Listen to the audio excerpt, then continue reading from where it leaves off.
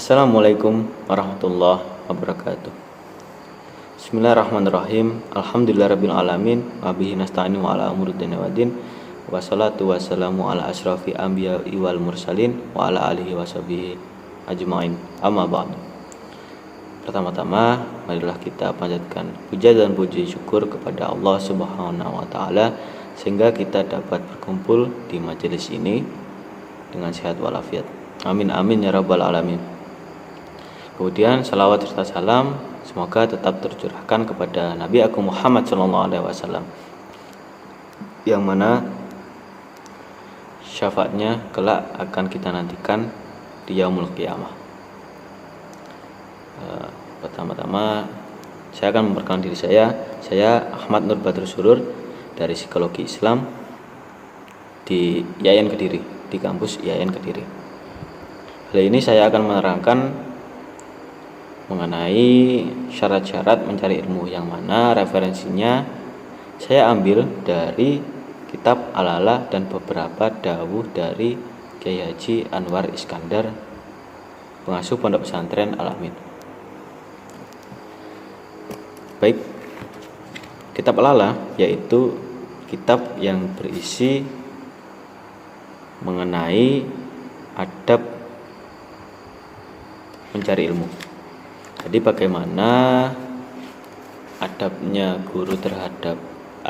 murid terhadap guru, bagaimana larangan-larangan murid, kemudian kewajiban murid, kemudian akhlaknya itu bagaimana kepada guru dan lain sebagainya. Itu terdapat di kitab Al-Ala, tapi yang akan saya terangkan kali ini hanya mengenai syarat-syarat orang yang mencari ilmu.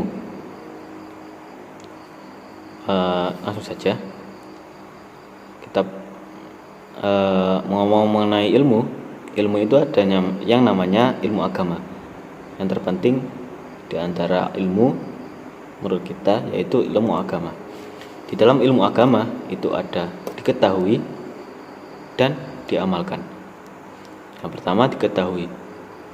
Bagaimana misalnya ketika Anda belajar di pondok pesantren atau di sekolah, itu kan ketika guru menerangkan kepada murid, itu kan biasanya menggunakan teori kebanyakan. Nah itu berarti kita kan setelah menangkap teori dari guru, kemudian kita artikan, kemudian kita fahami, kemudian kita tulis, itu kan berarti kita mengetahui ilmu agama. Kemudian setelah kita mengetahui, misalnya ketika Anda mengetahui ilmu bagaimana itu sholat, itu kan nanti Anda fahami, Anda tulis, Anda pelajari. Nah setelah step pertama seperti itu, kemudian step kedua yaitu diamalkan yaitu dipraktekkan. Apa yang kita ketahui tadi kita praktekkan tentunya dengan bantuan orang yang berilmu, orang yang berpengalaman. Setelah kita praktekkan, ya kita istiqomah. Selama itu baik kita harusnya istiqomah. Kemudian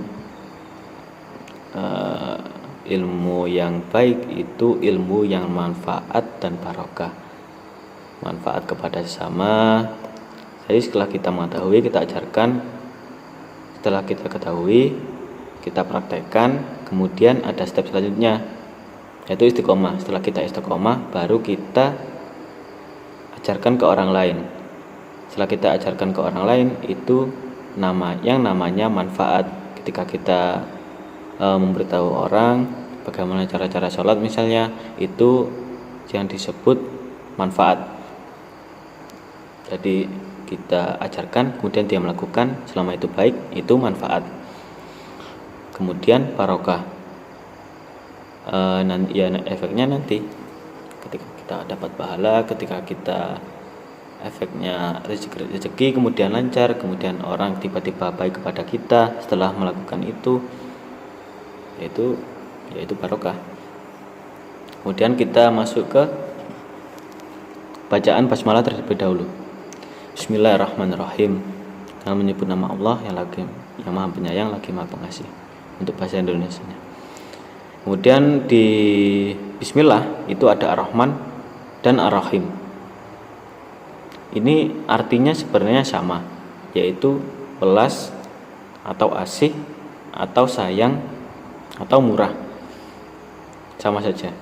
Tapi yang membedakan, kalau Rahman itu welas atau sayangnya Allah itu kepada semua yang ada di dunia, semua makhluk hidup, termasuk hewan, tumbuhan, manusia baik itu Islam maupun kafir, itu mendapatkan Rahman dari Allah.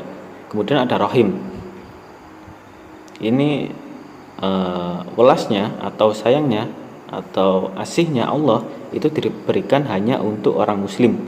Bentuknya yaitu di akhirat kelak berupa surga. Berarti kalau tidak mendapatkan surga yaitu neraka, berarti ya Allah tidak welas kepada kita karena kafir. Karena yang mendapatkan welas dari Allah di akhirat kemudian mendapat surga itu hanya orang-orang Islam. Orang kafir tidak mendapatkannya. Orang kafir mendapatkannya di dunia, yaitu mendapatkan rahman Allah. Jadi ketika semua makhluk hidup, ketika tumbuhan mendapatkan makanannya, hewan mendapatkan makanannya, manusia mendapatkan makanannya, itu berarti Allah memberikan rahmannya kepada makhluk hidup itu. Jadi diberikan hanya di dunia. Kemudian Rahim di akhirat, bentuknya yaitu surga. Kemudian ada Rahmat, Rahman, Rahim, Rahmat. Rahmat ya sama, welas. Ketika orang tua sayang ke anaknya, orang tua sayang ke guru sayang ke muridnya, kemudian sapi melindungi anaknya, ya berarti kan rahmat Allah diberikan. Berarti kan itu rahmat Allah yang diberikan ketika sapi melindungi anaknya, ketika orang tua sayang ke anaknya. Jadi rahmat Allah di dunia berarti itu Rahman, ketika di akhirat berarti itu Rahim, seperti itu. Kemudian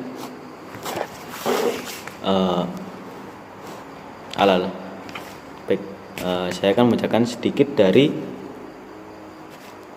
syair Alala tanalul ilma illa bisitatin saun bika an majmu'a bi bayani. Dilingo tak hasil ilmu angin nomor koro bakal tak ceritakake kumpule kanthi pertelo. Yang artinya, ingatlah, alala itu ilingo, ingatlah, kamu tidak akan mendapat ilmu yang bermanfaat. Jadi kamu tidak akan mendapat ilmu kecuali melakukan hal ini. Kamu tidak akan mendapatkan ilmu yang bermanfaat kecuali dengan 6 syarat. Lah, 6 syarat yang akan disebutkan dengan jelas dan rinci. Kemudian dukain wa khirsin wastibarin wa bulghatin wa irsyadi ustadin wa tuli zamanin. Rupane lipat lupa sabar ana sangune lan piwulange guru lan sing suwi mangsane. Jadi 6 syarat itu, yang pertama akal yang cerdas. Yang kedua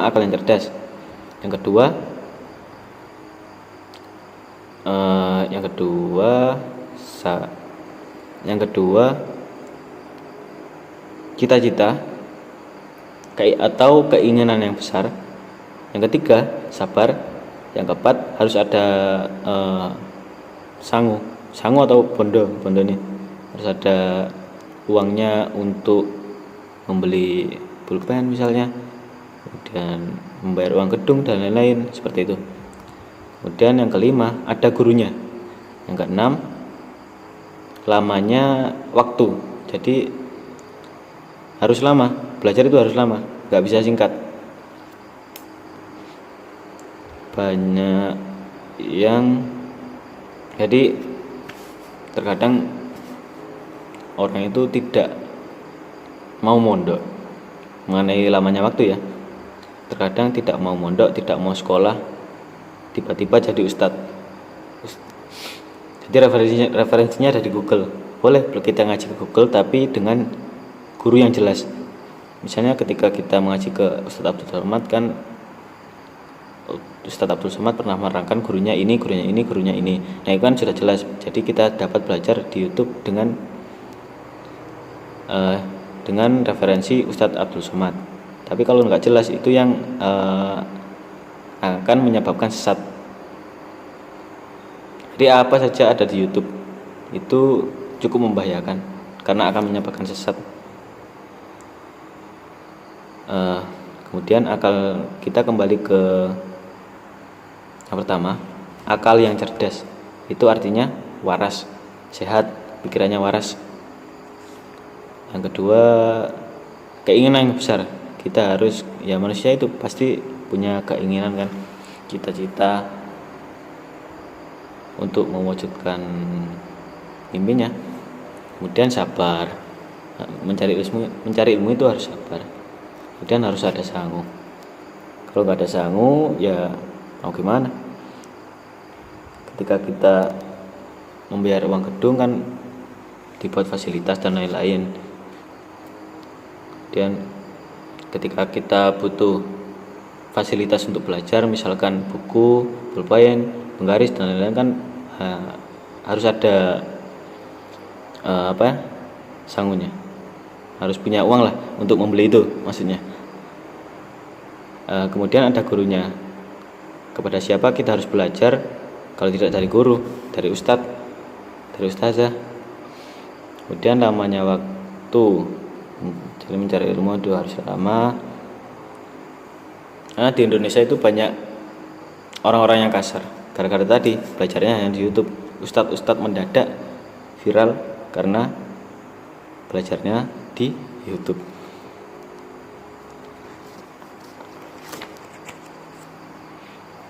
Jadi ada istilah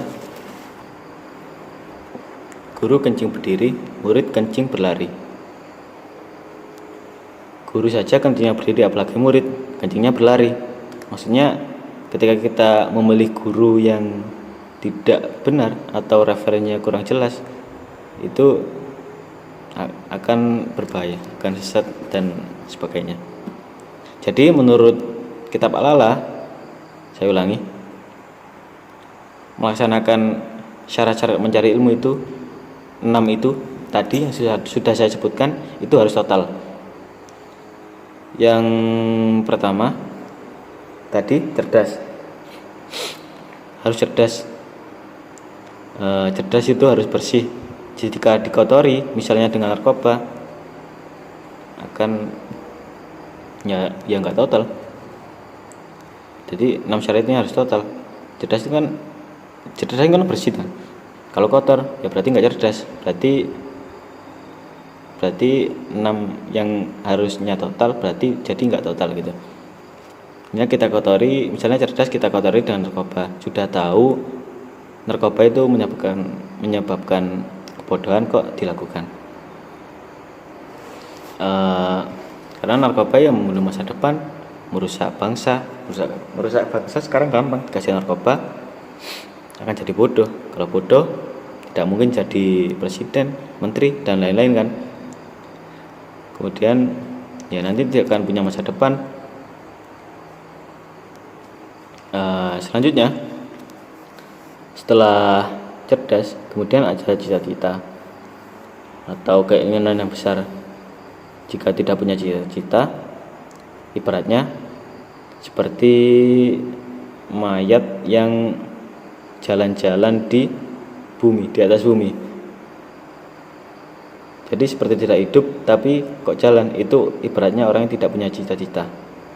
Jadi mimpi itu pasti ada harapan, pasti ada masa depan. Kemudian yang ketiga, sabar mengikuti aturan, mengikuti undang-undang. Yang keempat harus ada sangune kudu ono, harus ada uang untuk membeli alat-alat belajar dan lain-lain, harus ada gurunya. Kemudian Yang keenam, harus lama waktunya. Mungkin itu yang saya dapat terangkan. Terima kasih sebelumnya. Mohon maaf bila ada salah kata. Mohon maaf bila penjelasannya agak ribet. Mohon maaf apabila apa yang saya terangkan ini ada yang salah, karena saya juga masih belajar. Sekali lagi mohon maaf jika ada salah-salah dari saya. Assalamualaikum warahmatullahi wabarakatuh.